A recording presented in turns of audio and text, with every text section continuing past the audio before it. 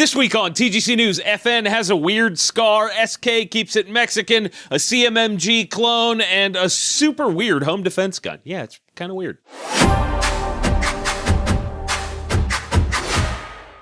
Welcome back to another episode of the Gun Collective News, the only gun news show that covers things that you actually care about. My name is John Patton. Hello. Welcome back. It's good to have you here. Let's kick this week off with a gun that is kind of weird. FN announced that they are doing a limited run of the SCAR 17 DMR in 6.5 Creedmoor.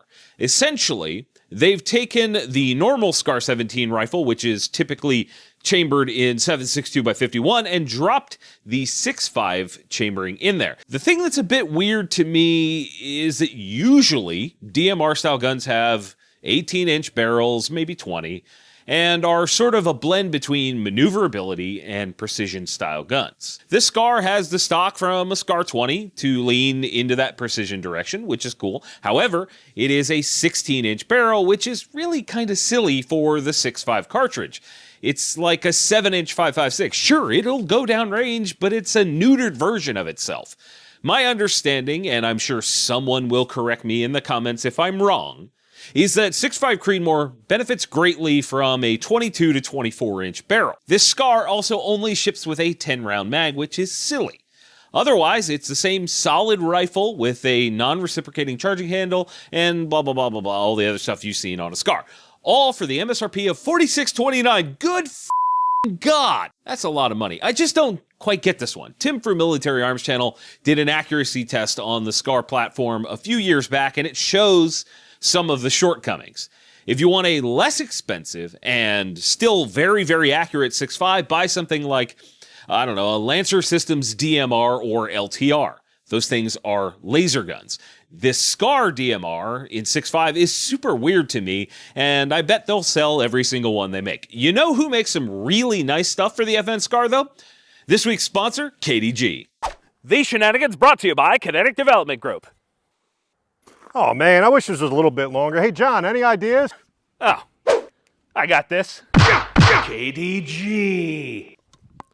Whoa, the SRX-6. Hey, what else you got over there for the AR? KDG.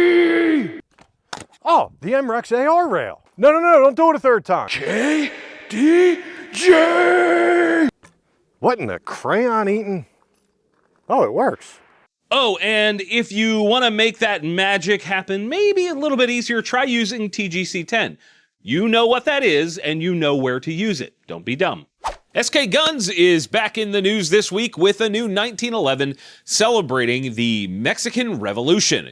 We covered the Carranza not super long ago, and since then they've released the Alacran, which is Spanish for scorpion, I believe, and is covered in scorpions. And then we have the Morelos, which is the latest in the series, and this is a sort of black and silver look, very classy, with scenes depicting key moments with General Jose Morelos. All of these are chambered in 38 Super for some weird reason and are very limited edition. I believe they're doing 300 of each. The reason I've been sharing these is that I think it's neat to see limited run guns on the affordable side of things. A lot of custom limited 1911s from someone like, I don't know, Nighthawk or Cabot end up being closer to 5 digits. These are all under 3Gs, so by comparison, it's not that bad. I'd love to hear which of these three that you guys would pick. Moving on from there, a company called 21st Tech just announced a gun called the Tech 47, which looks a lot like the Cmmg Mutant. Wait, sorry, the Cmmg changed it. It's a Mark 47. Whatever. It's the Mutant.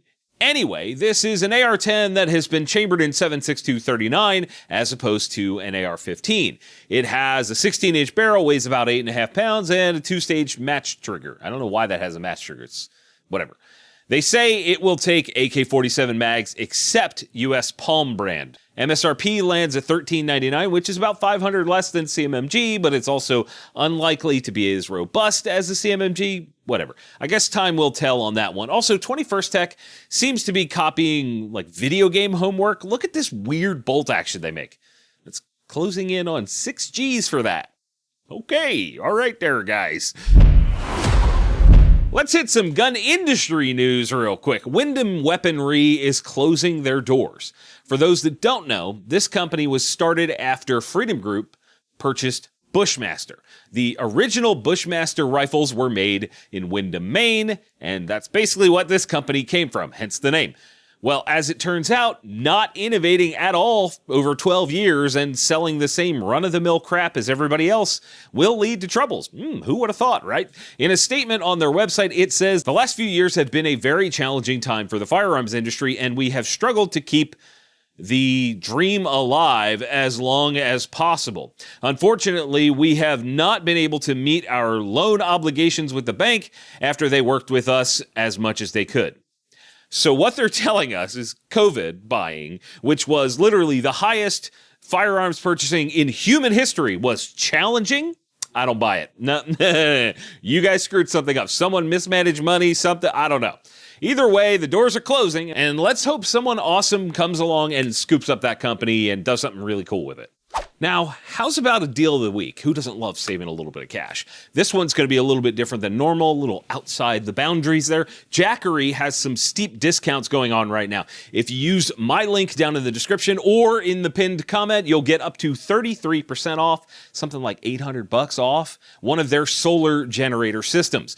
If you've been thinking about having some sort of home backup or something for just being outside, maybe you're car camping, overlanding, you just want to be outside and have power to do something, this is an excellent way to handle it. I've got one of their small units in my van, and I literally use it all the time. Every time I go out, I'm using that little Jackery. It's super cool. So again, link in the description. And I know you guys clicked on this video for this next gun. It's called the Taurus Judge Home Defender. It's a revolver with a 13-inch rifle bore chambered in 45 Colt /410 shotgun shells. The cylinder holds 5 rounds, and there's a handguard with a Picatinny rail slot up front for a bipod? Like what? Okay. Also, there are no sights, but rather a pick rail on the top, so you gotta add an optic to it. You will also notice a little guard on the bottom front of the cylinder to prevent blast from hurting someone while the gas is coming out between the forcing cone and cylinder. That could hurt. And it has a little guard to protect you. I've seen the internet just freaking out about this thing for all kinds of different reasons, but the fact of the matter is this gun has been around under the Rossi name for a very long time. It's called the Circuit Judge. As you can clearly see, it uses the exact same handguard as this gun. The Taurus is a handgun and the Rossi is a long gun. Same thing though. At its core, same thing. Now, immediately after seeing this, I went to look and see about buying a stock from the Rossi to put it on the Taurus for scientific research, of course, but I couldn't find one. I'm sure it's out there somewhere, but I couldn't find it to make a less large thing. The biggest challenge with any Taurus or Rossi Judge is the rifled bore. It makes it virtually useless as a shotgun. It just spreads the shot as soon as it exits the bore. And that basically means it's a 45 Colt. And when you think about it like that, just a 45 Colt, it gets a lot cooler. MSRP on the Taurus Judge Home Defender is 730 credits. Hopefully, this one won't yeet the yoke screw across the range. Here we go again with friendly fire. My question to you guys, if you could change one gun law in the US, what would it be? Sound off down in the comment section, and if you want to ask me a friendly fire question, send it to me via carrier pigeon.